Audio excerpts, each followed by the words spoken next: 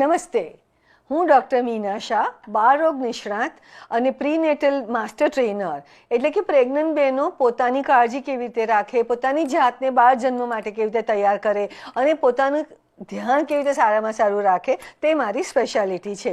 તો એક વસ્તુ મને ખ્યાલ છે કે દરેક સગર્ભા બને છે ત્યારે એને ખૂબ આનંદ લાગે છે, ખૂબ સારું લાગે છે અને બધાને પણ ખૂબ ઘરમાં આનંદ ફેલાઈ જાય છે. પણ જેમ જેમ સગર્ભાવસ્થા આગળ વધતી જાય છે તેમ મનમાં એક ભય ચાલુ થઈ જાય છે કે મારી સુવાવડ કેવી જશે, તેને હું સારી રીતે પાર પાડી શકીશ કે નહીં, મને કોઈ વધારે તકલીફ તો નહીં પડે. તો આજનો દિવસ હું આપની સામે આવી છું એ કહેવા માટે કે તમે પોતાની જાતને સામાન્ય અને સરળ પ્રસૂતિ માટે કેવી રીતે તૈયાર કરી શકો. અને એ તૈયારી આપણે સગર્ભાવસ્થા દરમિયાન જ કરવી જોઈએ. જેમ કે એક સર્વાંગી રીતે તૈયાર કરવાની છે. શારીરિક રીતે તમારે તૈયાર રહેવાનું છે, એટલે કે હિમોગ્લોબિન નોર્મલ હોય, વજન પણ પૂરતા પ્રમાણમાં વધ્યું હોય, ન ઓછું ન વધારે, ડૉક્ટરની સલાહ પ્રમાણે દવાઓ લીધી હોય અને થોડી ઘણી મૂવમેન્ટ અને કસરતો એવી કરી હોય કે નીચેના સ્નાયુઓને પણ એવા તૈયાર કરે કે સુવાવડ વખતે તમને ઓછી તકલીફ પડે.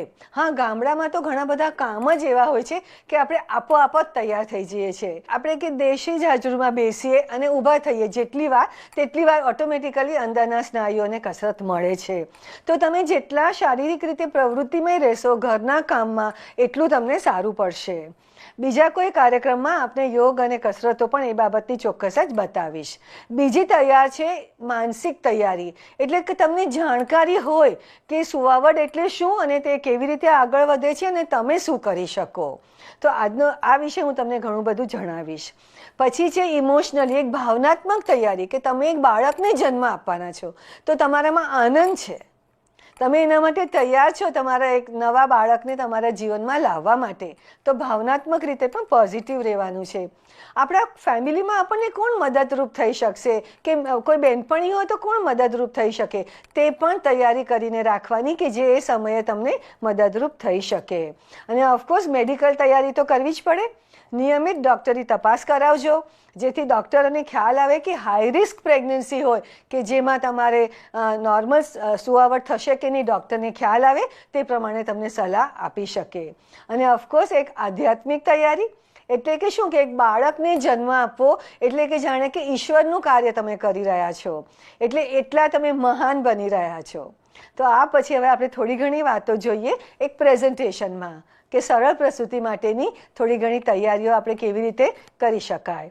તો સરળ અને સલામત પ્રસૂતિ તો જીવનનો એક ખૂબ જ તણાવપૂર્ણ તકલીફદેહ અનુભવ છે એવું ઘણા બધાને લાગે છે. અને આપણે આજુબાજુથી એટલી બધી ડરામણી વાતો સાંભળીએ, ટીવીમાં એવા કોઈ પ્રોગ્રામો જોઈએ અને ઘણીવાર કોઈ બહેનો આવીને તમને કહે કે આ તો જાણે નવો જન્મ થાય અને એનાથી તમને વધારે ડર અને ગભરામણ થાય. પણ એવું કરવાની જરૂર નથી. બિલકુલ જ એટલો મોટી વાત નથી. મોટી વાત છે પણ તમારી તૈયારી હશે તો તમે સરળતાથી પાર પાડી શકશો. 60% તકલીફ મનના ડરથી અને ચિંતાથી થાય છે, માટે પ્રસૂતિ માટેની સમજણ જરૂરી છે.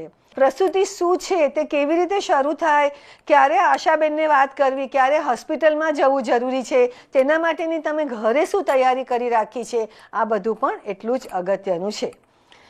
પછી તમારા પતિ છે કે તમારા કુટુંબીજનો છે, ઘરની બહેનો છે, તેમણે શું કરવું જોઈએ અને શું ન કરવું જોઈએ તે જાણવું પણ એટલું જ અગત્યનું છે. અને આજે હું તમને બતાવું છું કે જુદી જુદી કઈ રીતે તમને રાહત મળી શકે અને સલામત માતૃત્વ એટલે શું. તો બહેનો ચાલો સમજીએ સરળ અને સલામત પ્રસૂતિ વિશે. તમને એવું લાગશે કે તમારા જીવનનો એક તણાવપૂર્ણ અને ચિંતાભર્યો અને તમને થોડી તકલીફ પડે તેવો અનુભવ છે. બીજી બધી ઘણા બધા બહેનો જે આ સમયથી પસાર થઈ ચૂક્યા છે તે તમને ડરે એવી તમને વાતો કરશે.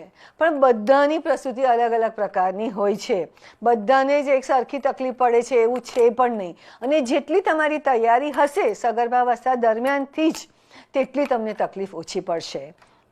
તો હકીકત એ છે કે 60% શારીરિક તકલીફ છે કે બાળકને જે તકલીફ છે માતા અને બાળકને તે મનથી છે. તમે મનથી જેટલા તૈયાર હશો કે આ સુવાવડમાં આવી રીતે થાય, મારે આ સમયે હોસ્પિટલમાં જવાનું છે, જ્યારે પણ મને થોડો દુખાવો શરૂ થાય ત્યારે મારે શું કરવાનું ને શું નહીં કરવાનું, એ બધું આપણે આજે જાણીશું. આ સમજીને જો તમે પ્રેક્ટિસ કરશો તો ચોક્કસ તમને ખૂબ જ ફાયદો થશે. માટે જ આ સમજણ તમારા માટે ખૂબ જ અગત્ય છે. આજે આપણે સમજીશું કે પ્રસૂતિ શું છે, કેવી રીતે શરૂ થાય છે અને કેવી રીતે આગળ વધે છે, અને તમારા ફેમિલીમાં લોકો શું કરી શકે, તમારા કુટુંબીજનો તમને કેવી રીતે મદદ કરી શકે, તે પણ એટલું જ અગત્યનું છે. અને માતૃત્વ સલામત છે. હવે જ્યારે આટલી બધી ગવર્મેન્ટની ફેસિલિટીઝ અવેલેબલ છે, આપણા માટે બધું છે શક્ય, અને ઇન્સ્ટિટ્યુશનમાં એટલે કે હોસ્પિટલમાં એવી ડૉક્ટરની હાજરીમાં જ સુવાવડ કરવાનું તે પણ એટલું જ જરૂરી છે. તો હવે બહુ તમારા માટે ચિંતાનો વિષય રહ્યો નથી. તો પ્રસૂતિ જ્યારે તમે ઘરે હો, એવું નથી કે જેવું થોડું દર્દ ઉપડે અને તરત જ તમારે હોસ્પિટલમાં જવું પડે. હજુ શરૂઆત થઈ, તમે ઘરે રહી શકો છો. અને એવું નથી કે જેવું દર્દ ઊભું થયું તરત જ સુવાવડ થવાની છે. હું તમને એક સરળ ભાષામાં સમજાવું તો ગર્ભાશયનું મુખ જે નીચેના ભાગમાં છે તે તદ્દન બંધ હોય છે, અને બાળક ગર્ભાશયના ઉપરના ભાગમાં છે કે એ ઘણું મોટું છે. તો જ્યારે ગર્ભાશયનો ઉપરનો ભાગ સંકોચાય છે અને એ સંકોચાવાને કારણે નીચેનો ભાગ થોડો થોડો ખુલે છે. તો જે ગર્ભાશયનું મુખ તદ્દન બંધ છે એટલે કે 0 છે, તે 10 સેન્ટીમીટર સુધી ખુલે નહીં ત્યાં સુધી સુવાવડ થવાની નથી. એટલે કે તે ધીમે ધીમે આગળ વધે છે અને સતત દર્દ રહે છે એવું પણ ના સમજતા. થોડું સંકુચન થાય છે, દર્દ એટલે તમે જેવું ગર્ભાશય સંકોચાય છે તેને દર્દ નહીં માનવાનું. જેવી રીતે અત્યારે મેં મુઠ્ઠી ટાઈટ કરી એટલે શું મને દુખ્યું? ના. પણ આપણે જો પહેલાંથી જ ચિંતા કરી હોય કે આ ટાઈટ થાય એટલે મને બહુ દુખશે, તો આપણને ચિંતા થાય. એટલે જેવું ગર્ભાશય સંકોચાય, તમને અહીંયા થોડું કઠણ લાગે એટલે એને દર્દ નહીં માનવાનું, પણ તરત શ્વાસોચ્છ્વાસ લેવાનું ચાલુ કરવાનું, જેના વિશે આપણે આગળ પણ જોઈશું. પણ એ પહેલાં ખાલી હું તમને આ સ્લાઇડ વગર પણ કહેવા માંગુ છું કે જ્યારે પણ તમને ડિલિવરી થવાની હોય ત્યારે શ્વાસોચ્છ્વાસનું કેટલું મહત્ત્વ છે. આપણે શું થાય છે કે અત્યાર સુધીમાં મારો અનુભવ એવો છે, અને તમારી બધાએ પણ તમે એવું જ જોયું હશે ટેલિવિઝન ઉપર, પિક્ચરમાં, બીજાની વાતોમાં એ જ સાંભળ્યું હશે કે જેવું દર્દ આવે એટલે બેન શું કરે, પોતે ટાઈટ કરી નાખે, આખું કંઈ પલંગ પકડી લે, કોઈનો હાથ પકડી લે અને પોતાનો આખો શરીરને એકદમ ટાઈટ કરી નાખે. હવે જે ત્યારે તમે આખા શરીરને ટાઈટ કરી નાખો તો તમને થાક જલ્દી લાગે, તમારા પોતાના સ્નાયુઓ વધારે પ્રાણવાયુ વાપરી લે અને બાળક સુધી ઓછો પ્રાણવાયુ પહોંચે. અને જેવું હું શરીર ટાઈટ કરું તેવું મારું શ્વાસ લેવાનું જાણે રોકાઈ જાય છે. અને એવી જ રીતે જો આપણે શ્વાસોચ્છ્વાસ ચાલુ રાખીએ તો આપણું શરીર ટાઈટ થતું નથી. એટલે જેવું તમને એવું લાગે કે આ મારું ગર્ભાશય હવે કઠણ થવા લાગ્યું છે, તો ખાલી શ્વાસ લો, નાકથી શ્વાસ લો અને ધીમે ધીમે મોઢાથી બહાર કાઢો.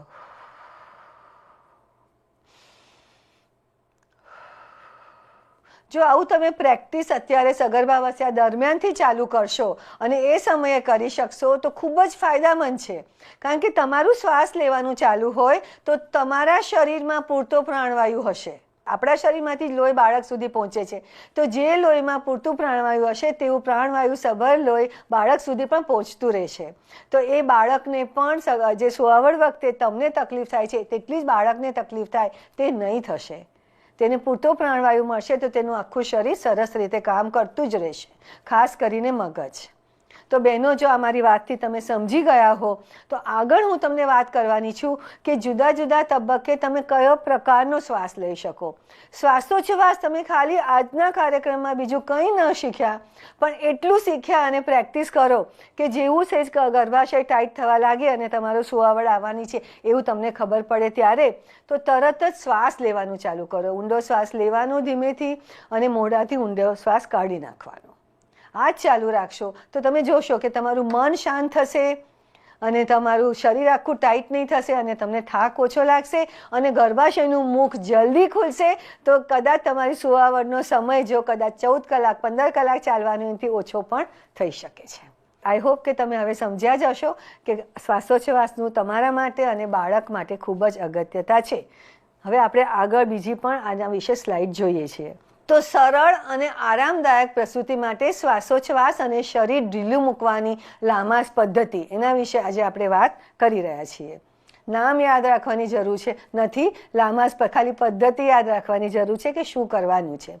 બાળકને પૂરતો પ્રાણવાયુ મળે, તમે જ્યારે પૂરતો શ્વાસોચ્છ્વાસ લો ત્યારે શ્વાસોચ્છ્વાસ પર ધ્યાન કેન્દ્રિત કરવાથી તમારું મન ચિંતા અને ડરમાંથી મુક્ત થાય છે. કારણ કે આપણું મન એક સ્પ્લિટ સેકન્ડમાં એક જ વિચાર કરી શકે છે, ટૂંક સમયમાં એક ક્ષણમાં એક જ વિચાર કરી શકે છે. તો જેવું તમારું ધ્યાન શ્વાસ ઉપર હશે, એક ક્ષણમાં તમે ડર નહીં લાગે. તો ખૂબ જ ઉપયોગી અને નુકસાન રહિત પદ્ધતિ છે. આમાં તમને કોઈ નુકસાન તો થઈ જ ન શકે ને. શ્વાસોચ્છ્વાસ લેવામાં શું નુકસાન થઈ શકે? કંઈ જ નહીં. અને જુદા જુદા તબક્કામાં જુદી જુદી રીતે શ્વાસ લેવો જોઈએ, એના વિશે આપણે આગળ જોઈશું. સંકુચન વખતે જેવું તમે શ્વાસ લેવાનું ચાલુ કરશો અને એવું ઓટોમેટિકલી તમારું શરીર થોડું વધારે ઢીલું રહેશે અને તમે જાતે મહેનત કરીને પણ શરીરને ઢીલું રાખી શકો છો. અત્યારે હું એકદમ ટાઈટ છું અને થોડી રિલેક્સ થઈ શકું છું, શરીર ઢીલું થઈ શકે છે. તમે સમજી જ ગયા હશો. અને આ બધું કરવાથી ગર્ભાશયનું મુખ જલ્દી ખુલે છે અને પ્રસૂતિ સરળ થાય છે અને સમય ઓછો લાગે છે પ્રસૂતિમાં. તો પ્રસૂતિના શરૂઆતમાં શું કરવાનું છે, એક શ્વાસની પદ્ધતિ કેવી છે, અત્યારે હું વાંચું છું, પછી તમને ગ્રાફમાં બતાવીશ અને પછી હું તમને સાચે પણ બતાવીશ કે આ કેવી રીતે કરવાનું હોય છે. એટલે જ્યારે શરૂઆતનો સમય હોય કે જ્યારે દર્દ ચાલુ થયું અને એ દર્દ હજુ ખાલી 25-30 સેકન્ડ સુધી જ રહે છે. આપણે ઘડિયાળમાં સમય જોઈ શકીએ, તમે ન જોઈ શકો તો તમારી સાથે રહેનાર કોઈ જોઈ શકે. અને એ જે સંકુચન છે તે 25-30 સેકન્ડ સુધી ચાલે એટલા સમયનું જ હોય તો તમે ચોક્કસ જ આ રીતે શ્વાસ લઈ શકો છો. એક ઊંડો શ્વાસ લેવાનો, નાકથી લઈ અને મોઢાથી છોડવાનો. પછી ફક્ત છાતી સુધીનો શ્વાસ લેવાનો છે અને પછી પાછું જેવું સંકુચન ચાલ્યું જાય એવું ઊંડો શ્વાસ લઈ લેવાનો છે. જો હવે હું તમને બતાવું છું તો તમે બરાબર જોજો. તો બહેનો, જેવી રીતે મેં વાત કરી હતી તો ફરી કહું છું કે જેવું સંકુચન ચાલુ થાય તેવો એક ઊંડો શ્વાસ લેવાનો, નાકથી, ગળાથી, છાતી સુધી અને પેટ પણ જાણે બહાર આવતું હોય એટલો ઊંડો શ્વાસ લેવાનો. અને પછી જ્યારે સંકુચન ચાલુ રહે ત્યારે એક છાતી સુધીનો શ્વાસ લેવાનો છે. તો એક હાથ પેટ પર રાખો, બીજો અહીંયા છાતી એટલે તમારી જે આપણી પાંસળીઓ હોય એના નીચેના ભાગમાં હલકેથી મૂકો. પછી શ્વાસ લો, મોઢાથી છોડો. શ્વાસ લો, મોઢાથી છોડો. પણ અહીંયા સુધીનો તમે શ્વાસ લીધો એને કહેવાય છાતીનો શ્વાસ. પેટને હલવા દીધું નથી. અને જેવું સંકુચન ચાલ્યું જાય, જે દર્દ થોડું ઘણું થતું હોય તે ચાલ્યું જાય એટલે ફરી ઊંડો શ્વાસ.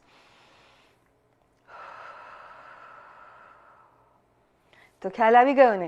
તો આ રીતે શ્વાસ તમારે લેવાનો છે. જ્યારે તમારું દર્દ છે તે લગભગ 30-35 સેકન્ડ સુધી ન રહે ત્યાં સુધી, લગભગ કહું છું, એવું નથી કે પાક્કું જોવું જ પડશે, પણ જેવું થોડું એ લાંબુ ચાલવા લાગે ત્યારે એક બીજા પ્રકારનો શ્વાસ લેવાનો છે કે જેમાં તમારે શું કરવાનું છે, એક ઊંડો શ્વાસ લેવાનો અને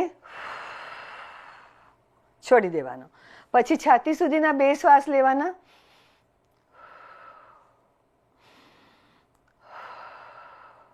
પછી એક આંગળી અહીંયા મૂકવાની અને ખાલી અહીંયા સુધી શ્વાસ લેવાનો, જલ્દી જલ્દી.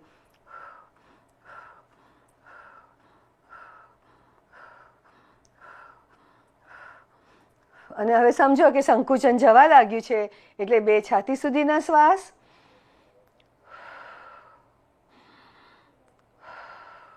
અને હાથ છોડીને એક ઊંડો શ્વાસ.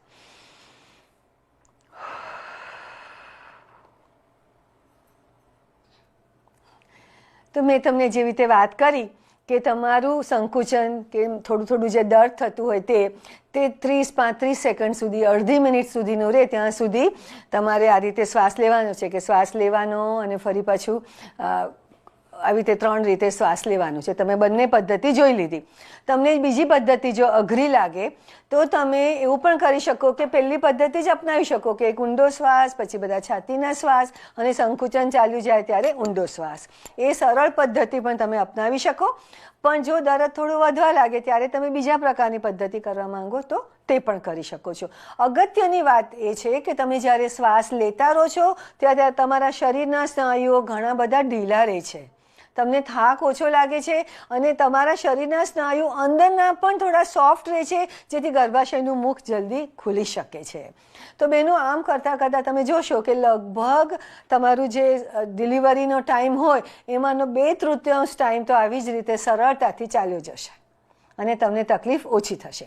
હવે આપણે થોડી આગળ સ્લાઇડ્સ પણ જોઈએ. તો આ મેં તમને કહ્યું કે આ પહેલા પ્રકારનો જે કહ્યું તો એક ઊંડો શ્વાસ, પછી મોઢાથી છોડવો, પછી છાતી સુધીના શ્વાસ લીધા કરવા અને મોઢાથી જ છોડવા, અને જ્યારે ચાલ્યું જાય ત્યારે ઊંડો. આ તમને આ એક પદ્ધતિ બતાવવા માટેનો નાનકડો ગ્રાફ છે, સરળ છે, મેં જાતે દોરેલો છે, હું કાંઈ આર્ટિસ્ટ નથી. તમને તમારા સંકુચનનો સમય થોડો લાંબો થાય અને તમને તકલીફ વધારે થોડીક લાગે તો આ બીજા પ્રકારનો શ્વાસ એ પણ મેં તમને બતાવ્યો. તો અહીંયા વાંચીને કહું છું કે એક ઊંડો શ્વાસ લેવાનો, 2 થી 3 છાતી સુધીના શ્વાસ લેવાના, ઘણા બધા નાના છીછરા એટલે ખાલી ગળા સુધીના શ્વાસ લેવાના, અને પછી લાગે કે હવે તો આ જવા લાગ્યું છે ત્યારે છાતીના 2 શ્વાસ લઈ અને પછી ઊંડો શ્વાસ લઈ લેવાનો. તો આઈ હોપ કે તમે સમજી ગયા હશો અને આ મારી વાતો તમે ભૂલશો નહીં. હા, અને બીજી ખાસ વચ્ચેથી વાત કરી દઉં કે તમને જ્યારે આ દર્દ ચાલુ હોય, સંકુચન ચાલુ હોય, ત્યારે ખાવાનું તદ્દન પીવાનું બંધ નહીં કરતા. હા, ડૉક્ટરે સલાહ આપી હોય કે હવે તારે કંઈ ખાવા પીવાનું નહીં તો જરૂર, બાકી થોડો હલકો ખોરાક છે, વધારે પાણી છે, લીંબુ પાણી છે, થોડું ગરમ દૂધ છે, એ ડૉક્ટરની પરમિશનથી તમારે લેવું જોઈએ, જેથી તમારી શક્તિ બની રહે, અને એ ખૂબ જરૂરી છે. આ મેં તમને બીજા પ્રકારનું જે કહ્યું તેનો ગ્રાફ છે. એક ઊંડો શ્વાસ, 2 ચેસ્ટ બ્રીધિંગ એટલે કે છાતી સુધીના, અને બીજા નાના શ્વાસ. હવે બાળ જન્મનો તબક્કો. હવે આમાં અત્યાર સુધી હું તમને કહીશ કે જ્યાં સુધી ડૉક્ટર તમને ન કહે કે હવે તને લેબર રૂમમાં લઈ જાઉં છું અને હવે બાળ જન્મનો સમય થઈ ગયો છે, ત્યાં સુધી જોર જબરજસ્તીથી ધક્કા નહીં મારવાના. તમને આજુબાજુના લોકો કહેશે કે જોર કર, નહીં કરવાનું. કે હજુ ગર્ભાશયનું મુખ ખુલ્યું નથી કે જેમાંથી બાળકનું માથું બહાર નીકળી શકે, શરીર બહાર નીકળી શકે, તો તમે ગમે તેટલું જોર કરો એ બાળકને નુકસાન કરે છે અને તમને થકવે છે, એટલે ચોક્કસ જ નથી કરવાનો, બરાબર. અને હવે જે બાળ જન્મના તબક્કા વિશે મારે તમને એક બીજા શ્વાસોચ્છ્વાસની વાત કરવાની છે કે અત્યાર સુધી મેં તમને કહું શાંતિથી શ્વાસ લો, શાંતિથી શ્વાસ છોડો, પણ તમે જોશો કે ક્યારે પણ કોઈ વસ્તુ માટે આપણે જોર કરવાનું હોય તો ઓટોમેટિકલી આપણો શ્વાસ રોકાઈ જાય છે. હા કે ના? કોઈ વાર કોઈને કબજિયાત થઈ હોય અને ટોયલેટમાં જવાનું હોય તો જોર કરવું હોય તો ઓટોમેટિકલી આપણે શ્વાસ રોકાઈ જાય છે. પણ તમે જેટલો લાંબો સમય સુધી શ્વાસ રોકી શકો બાળકને જન્મ આપતી વખતે, એટલો બાળ જન્મ સરળ રહેશે. તો એના માટે તમારે એક પ્રેક્ટિસ કરવાની છે પ્રેગ્નન્સી વખતે, કે તમારે લગભગ 4-5 મહિના થઈ જાય એ પછી એક ઊંડો શ્વાસ લેવાનો, પછી મોઢાથી છોડી દેવાનો, ફરીથી ઊંડો શ્વાસ લેવાનો અને પકડી જ રાખવાનો. જેટલો લાંબો સમય સુધી પકડાય એટલું પકડવાનું. પહેલી વાર કરશો તો કદાચ 10 સેકન્ડ 15 સેકન્ડ સુધી જ રોકાશે અને તમે ઘડિયાળમાં પણ જોઈ શકો છો. પછી જેમ રોજ પ્રેક્ટિસ કરશો, દિવસમાં 4 વાર 5 વાર 6 વાર, તેમ એ 10 સેકન્ડનો સમય વધીને 25 સેકન્ડ 30 સેકન્ડ 40 સેકન્ડ સુધીનો પણ થશે. હવે લાંબા સમય સુધી જો તમે શ્વાસ રોકી શકો તો બાળ જન્મ વખતે તમે બરાબર શ્વાસ લો, બરાબર છોડી દો, અને પછી બરાબર શ્વાસ લો અને બરાબર શ્વાસ રોકીને પૂરા દમ સાથે, કારણ કે તમે બરાબર શ્વાસોચ્છ્વાસ આગળ પણ લીધો છે, તમે બરાબર બાળકને જન્મ આપવા માટે એને નીચે તરફ ધકેલી શકશો. જે બહેનોને લાંબા સમય સુધી શ્વાસ રોકતા નથી આવડતું કેમ કે એમણે પ્રેક્ટિસ નથી કરી, એમને આ જે પ્રસૂતિનો બીજો તબક્કો છે જ્યારે બાળકનો જન્મ થઈ રહ્યો છે એ લાંબો થાય છે, એમને તકલીફ થોડી વધારે થાય છે. તો તમારો શ્વાસોચ્છ્વાસ તમે વધારે વાર રોકી અને એ પછી જો બરાબર ડૉક્ટર કહેશે કે બેન જોર કર, તો તમે વધારે સરસ જોર કરી શકો અને લાંબા સમય સુધી જોર કરી શકો. તો આપણા શરીરમાં જેટલો લાંબો સમય પ્રાણવાયુ રહે અને જેટલી આપણે પ્રેક્ટિસ કરી રહે એટલો સમય પ્રાણવાયુ રાખવાની, ઊંડો શ્વાસ લઈને, એટલું આપણે સરસ કામ કરી શકીએ. તો બહેનો, આઈ હોપ કે આ મારી વાતો સાંભળીને તમે મોટિવેટ થયા છો. અને આ જે હું તમને વાત કરું છું તે પોતે હું સ્વાનુભવથી કરું છું. હું પોતે પણ આ બધું શીખેલી હતી મારી બંને દીકરીઓની ડિલિવરી વખતે. મેં પોતે બધું પ્રેક્ટિસ કરેલું છે. તો ચોક્કસ જ કરજો. તો હવે આમાંથી જ્યારે સુવાવડ વખતે શું કરવું જોઈએ અહીંયા છે, એના કરતાં બી હું તમને સરળ પદ્ધતિ કહીશ કે એક ઊંડો શ્વાસ લેવો જોઈએ, ફરી છોડી દેવો જોઈએ, ફરી લેવો જોઈએ અને જોર દઈને બરાબર દમ દઈને પુશ કરવાનું છે. જેટલો લાંબો સમય સુધી રોકાઈ શકે એટલી વાર રોકીને પુશ કરવાનું છે. પછી એમ લાગે કે મારાથી ન રોકાય એમ કરીને નથી છોડી દેવાનું, ધીમેથી અહીંયા સુધી જ છોડવાનું, અડધો છોડવાનો, પછી પાછો શ્વાસ લઈ લેવાનો અને પાછું ધક્કો મારવાનો બરાબર. તો તમે એક જ શ્વાસ એક જ વખત જ્યારે એ દર્દ આવે છે અને તમારે બરાબર જોર કરવાનું છે ત્યારે 2 વખત સરસ રીતે તમે જોર કરીને બાળકને નીચે ધકેલી શકો તો તમને જલ્દી સુવાવડ થાય. આ બધી વાતો તમને આજે નવી લાગશે, તો આ વિડીયો જોજો, 1 વાર જોજો, 2 વાર જોજો, જ્યારે આવે ત્યારે જોજો, પણ આ શીખશો. આ એક એવી સુંદર પદ્ધતિ છે કે એમાંથી કોઈ નુકસાન નથી. અને દુનિયામાં આના ઘણા બધા રિસર્ચ થયા છે અને જે બહેનો સરસ રીતે શ્વાસોચ્છ્વાસ લે છે અને એમને નોર્મલ ડિલિવરી થાય છે, એમનું બાળક પણ જન્મ પછી સરસ રીતે અને જલ્દીથી શ્વાસ લેતું થાય છે. કારણ કે એને સતત ઇવન જ્યારે તમારી ડિલિવરીની પ્રોસેસ ચાલે છે ત્યારે પણ તમે શ્વાસોચ્છ્વાસ લીધા જ કરો છો તો એને પ્રાણવાયુ મળ્યા જ કરે છે, તો એનું બ્રેન એક્ટિવ રહે છે. એને પણ જન્મ પછી તરત જ જે બ્રેનનું શ્વાસ લેવાનું કેન્દ્ર છે તે પણ સરસ કામ કરે તો તરત શ્વાસ લઈ શકે છે. તો બહેનો, હવે જ્યારે સગર્ભાવસ્થા રહી છે તો પછી પોતે પણ થોડી તૈયારી કરો, બાળ જન્મ માટેની તૈયારી કરો, બાળકની કાળજી માટેની થોડી તૈયારી કરો, શ્વાસોચ્છ્વાસની પ્રેક્ટિસ કરો, થોડી સરળ કસરતો કરો જેના વિશે આપણે એક બીજો પણ પ્રોગ્રામ કરીશું અને તમે ચોક્કસ જ જોજો. ખૂબ જ ફાયદામંદ સરળ વસ્તુ છે. એટલે કદાચ તમે આજે પહેલી વાર સાંભળશો તો અઘરું લાગશે, પણ જરા પણ અઘરું નથી. ચોક્કસ જ તમે કરી શકશો, મને ખાતરી છે, મને વિશ્વાસ છે. તો બહેનો, કદાચ તમે પોતે સગર્ભા હશો ને આ કાર્યક્રમ જોયો હશે, કદાચ તમે નહીં હો છતાં પણ તમે આ કાર્યક્રમ જોયો હશે, તો આની વાતો આગળ વધારો. ઘણા બધા લોકોને કહો કે શ્વાસોચ્છ્વાસ લેવાથી કેટલો ફાયદો થાય છે અને પોતાની પ્રસૂતિ માટે તૈયારી કરવાથી કેટલું સરળ રહે છે. તો આઈ હોપ કે તમને આ કાર્યક્રમ સમજણ પડી હશે અને ગમ્યો પણ હશે અને તેનો ઉપયોગ પણ જરૂર પડે તમે ચોક્કસ જ કરશો. આભાર બહેનો, મને આ કાર્યક્રમ કરવામાં ખૂબ જ આનંદ થયો છે.